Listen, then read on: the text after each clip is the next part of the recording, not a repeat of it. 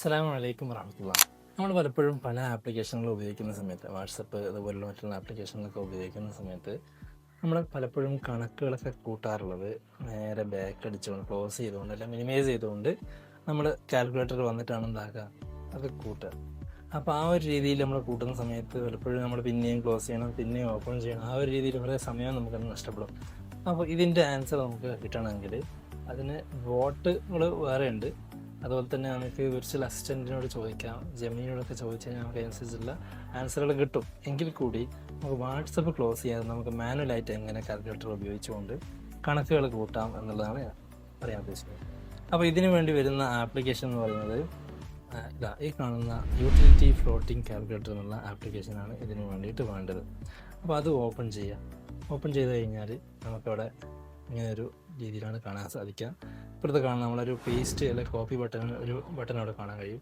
അതിനോട് ക്ലിക്ക് ചെയ്ത് കഴിഞ്ഞാൽ നമുക്കിങ്ങനെ ഈ ഒരു രീതിയിൽ എന്താവും സ്ക്രീനിൽ കാണാൻ കഴിയും. നമുക്ക് ചെറുതാക്കാനും വലുതാക്കാനൊക്കെ ഉള്ള ഓപ്ഷൻ ഇവിടെ ഉണ്ട്. അപ്പോൾ നമ്മുടെ ആവശ്യത്തിനനുസരിച്ച് എന്താക്കാൻ പറ്റും, നമ്മൾ ഏത് ആപ്ലിക്കേഷൻ ഉപയോഗിക്കുന്ന സമയത്തും അത് അവിടെ ഇങ്ങനെ സ്ക്രീനിൽ കാണും. വാട്സപ്പ് നമ്മൾ ഓപ്പൺ ചെയ്തു, അതിലുള്ള കണക്ക് നമ്മൾ നേരെ ഇങ്ങനെ നോക്കി ടൈപ്പ് ചെയ്യാണ്.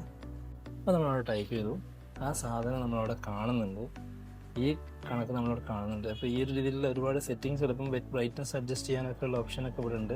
നമുക്ക് പിന്നെ കുറച്ച് കാണുന്നില്ല, കുറച്ച് ഡാർക്കൊക്കെ വെക്കാൻ പറ്റും. അപ്പോൾ ഈ ഒരു രീതിയിലൊക്കെ ഇത് സെറ്റ് ചെയ്യാൻ കഴിയും. പിന്നെ അതുപോലെ പിന്നെ ധാരാളം സെറ്റിങ്സുകൾ ഇതിൻ്റെ ആപ്ലിക്കേഷൻ്റെ ഉള്ളിൽ കയറി കഴിഞ്ഞാൽ മാനുവലായിട്ട് ചെയ്യാനുള്ള കഴിയും. അപ്പോൾ ആ സെറ്റിങ്സുകളൊക്കെ നിങ്ങൾ എന്താക്കുക കൂടുതൽ നിങ്ങൾ ചെക്ക് ചെയ്യാം.